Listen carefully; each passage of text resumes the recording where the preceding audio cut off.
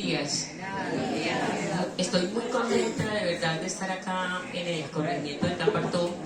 Es un corregimiento que llevo en el corazón por muchos motivos. Cuando fui rectora del Colegio Santa Rita durante 17 años, siempre estábamos pendientes de lo que sucedía acá. El colegio de acá es muy similar por muchas características al colegio de allá.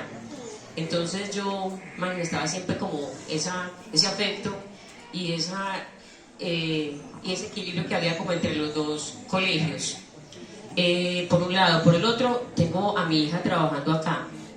Mi hija es Maribel Castro, ella trabaja como docente de preescolar acá en Tapartó. Entonces ya son dos motivos. Amo mucho la juventud, amo mucho la educación, amo mucho los colegios, entre muchas otras cosas, pero por ese motivo le agradezco a Jennifer esta invitación para estar con ustedes compartiendo el día de hoy. Espero que el encuentro sea muy agradable, muy fluido, de mucho respeto mutuo, de una escucha activa, como lo dijo Jennifer, y que ustedes tengan la tranquilidad de hacer alguna pregunta o si tienen alguna inquietud manifestarla, porque acá voy a estar yo para contestar hasta donde sea posible. Entonces, muchas gracias. Gracias también al rector Carlos Alberto, a quien admiro y aprecio profundamente. Bueno, entonces, sin más preámbulo, demos inicio a este conversatorio hablando un poquito sobre quién es Nidia Ruth, cuál ha sido su trayectoria, no solo pues referente al libro, sino también quién ha sido Nidia Ruth como ser humano y como profesional. Bueno, les cuento que yo nací aquí en Andes hace 58 años. Estudié en Betania. A los 5 años me fui para Betania, luego me fui a estudiar a la Universidad de Antioquia. De una familia muy numerosa, cuarta hija de una familia numerosa y de muchas carencias, donde en ese tiempo uno no creía que podía ir a la universidad. Yo me empeñé en mi casa y yo dije, los hermanos míos no querían estudiar. Yo dije, bueno, yo sí voy a estudiar y yo sí quiero ir a la universidad. En la casa me decían que no era posible porque no tenían las condiciones económicas para sostenerme en una ciudad. Yo ni siquiera conocía Medellín. Yo no sabía que era Medellín y en los pueblos no había universidad. Y yo le dije a mi mamá que como fuera me iba a ir, que usted no tiene forma, que no hay con qué, que no tiene no sé qué. No importa, mamá, voy a ir a estudiar en la universidad, como sea. Me presenté, pasé, me gustaba mucho la literatura. Fui una lectora empedernida y la literatura creo que me salvó la vida en esa época de adolescencia que es tan compleja. Entonces creo que la literatura me salvó a mí la vida porque aprendí mucho. Pasé a la Universidad de Antioquia, que era muy complejo en ese tiempo pasar, y le dije a mi mamá que me iba a ir, y mi papá, que no creía yo que iba a encontrar el apoyo, fue el que me dijo, sí, yo la voy a apoyar económicamente para que esté allá. Con muchas precariedades terminé la universidad y empecé a trabajar como maestra en el corregimiento de Santa Rita en 1993. Allá empecé mi vida laboral. Trabajé también en el nocturno de Andes, trabajé en San Peruchito y luego me dio la locura por presentarme a la rectoría y yo dije, bueno, yo quisiera dirigir un colegio. Me presenté, pasé el concurso, me tocó en Yarumal, en el norte de Antioquia, me fui un añito por allá, luego pedí traslado para Santa Rita y volví a Santa Rita y allá trabajé 17 años. Luego trabajé en el Marco Fidel 2 años y ya decidí retirarme. Entonces en este momento estoy gozando de un feliz descanso, pensionada, feliz, contenta porque puedo hacer lo que quiera y en ese trayecto siempre estudiando. Nunca he dejado de estudiar, ni siquiera ahora que estoy pensionada he dejado de estudiar porque a mí la academia me encanta. El conocimiento me encanta y creo que hay que perseguirlo todos los días de la vida porque ahí es donde uno forja el futuro, ahí es donde uno construye el futuro cada día. Uno cree que no, pero es lo más importante. Y en esa medida yo escribí desde muy joven, como desde los 11 años empecé a escribir poesía, cuentos, ensayos. Y ya en el 2020, cuando la pandemia, mi mamá falleció, pero no pues de la pandemia, pues por el coronavirus, no por un tratamiento que le hicieron. Y yo pensé que era importante contarle al mundo la historia de mi mamá y la historia de nuestra familia. A mí me parece bonita. Yo creo que a ustedes también la historia de tragedias, los momentos de la familia son muy bonitos y hay que honrarlos. Entonces este libro es eso, un homenaje, es honrar la memoria de nuestros ancestros, de nuestros antepasados, sobre todo de la mamá, porque para mí las mamás son unas sabias, uno a veces no las ve, pero uno sabe que la sabiduría que ellas tienen es impresionante, así a veces sean bruscas con nosotros, así a veces ellos nos hagan la rabia o nos hagan sufrir, ellas tienen mucha sabiduría. Entonces, en ese sentido, quise escribir esta obra, Ecos en el Infinito, y había escrito anteriormente, como lo contó Jennifer ahorita, una obra que se llama Poemas para dormir bajo el agua. Y he tenido pues unos reconocimientos por ahí de concursos que he ganado, incluso este libro a nivel internacional quedó de segundo. Yo quería que fuera el primero, obviamente, no se pudo, pero logré el segundo en una convocatoria que se hizo a nivel internacional. Entonces, más o menos como eso, tengo pues ya dije que una hija que trabaja acá y una nietecita que también adoro mucho, está por cumplir los 15 años. Bueno, Nidia, cuando usted nos habla de las precariedades o las dificultades para estudiar, una sí se cuestiona también como a veces tenemos muchas facilidades en la actualidad para acceder a la educación, para ir a una universidad, hay becas y a veces no aprovechamos como todas esas posibilidades, y en esa época era hasta inconcebible que alguien fuera profesional. Yo creo que muy poquitas personas de la familia adquirían un título universitario. Y como bien lo dijo Nidia, pues también este libro, por acá habla un poquito de eso. Dice que, bueno, Nidia fue ganadora de 2 concursos regionales de poesía, sus poemas han sido publicados en Suroeste Poético, Sueño y Cerro, Antología Poetas del Citará, Revistas de Interés, Revista Verbiquí, Revista Aquileo y periódico mural El Paredón.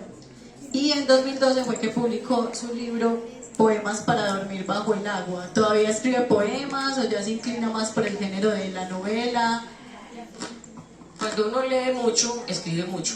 Entonces, a veces a uno le conmueve mucho las situaciones que pasan alrededor. Por ejemplo, ahora, la cantidad de jóvenes que están asesinando, hombres, mujeres, acá en nuestro territorio, eso a uno le duele demasiado.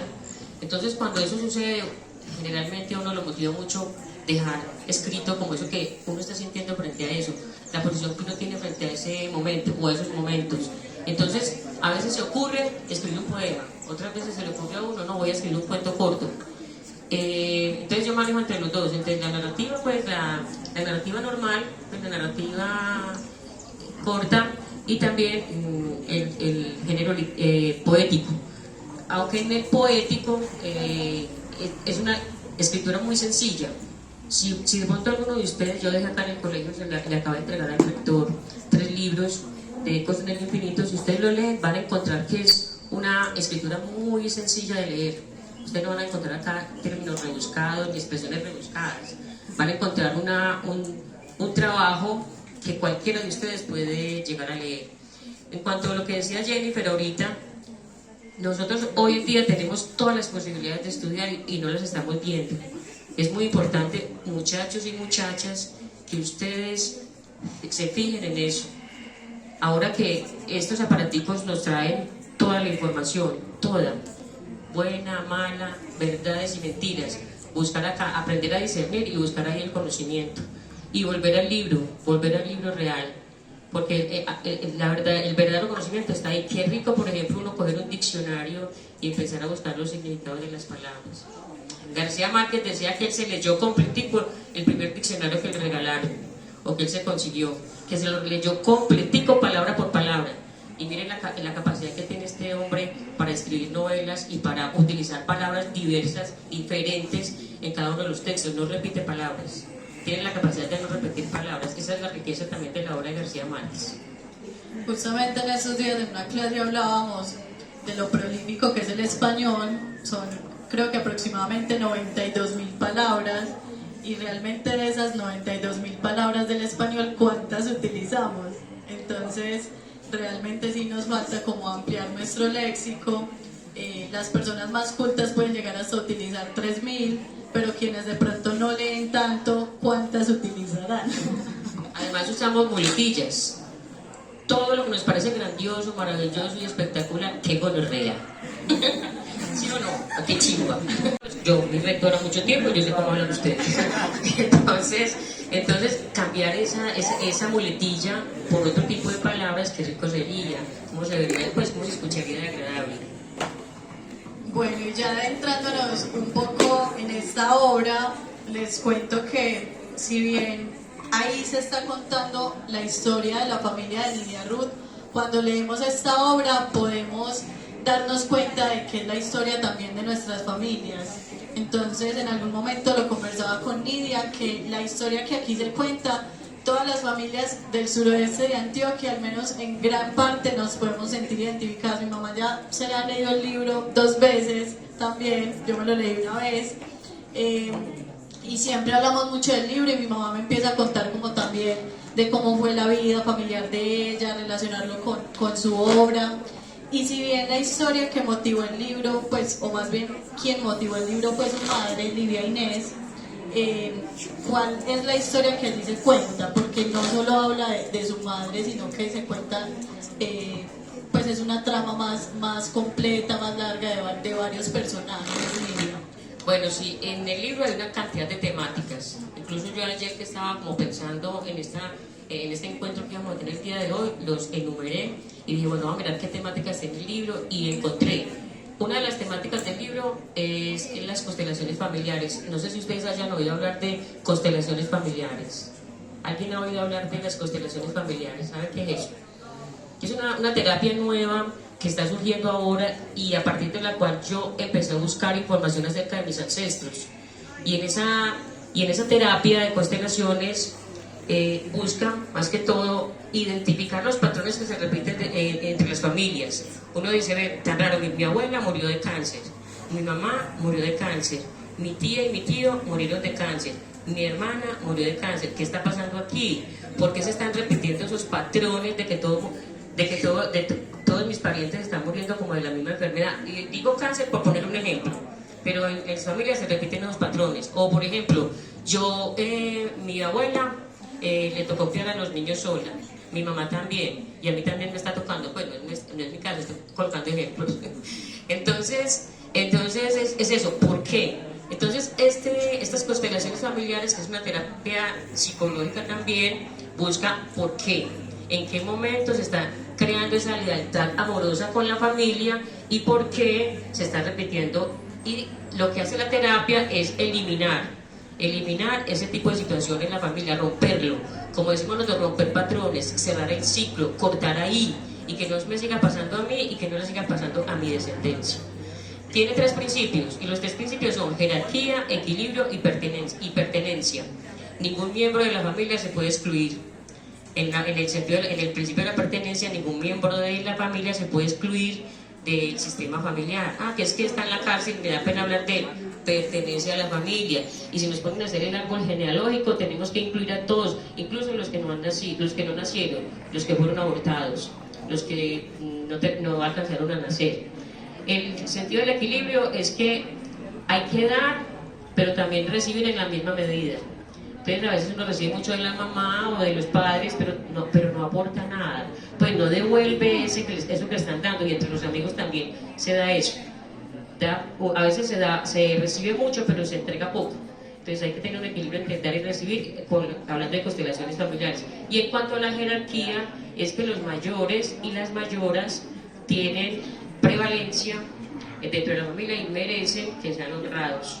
Son más grandes ellos porque llegaron primero, son más grandes los hermanos mayores porque llegaron primero y hay que honrarlos. Son más grandes nuestros padres, nuestros abuelos y los tatarabuelos, hay que honrarlos. De eso hablan las constelaciones familiares. Yo me hice una constelación antes de escribir el libro y ahí me entró la inquietud por investigar acerca de mis parientes. Lo otro que tiene el libro es el patriarcado. Ustedes se imaginan en 1897 que nació la abuela, ¿cómo era el patriarcado? Yo creo que Jennifer les ha hablado mucho de eso y deben tener un conocimiento de lo que es el patriarcado y lo que es el feminismo ahora. Ya me voltean los ojos cuando les hablo de feminismo. Sí, ya está. Ay, no.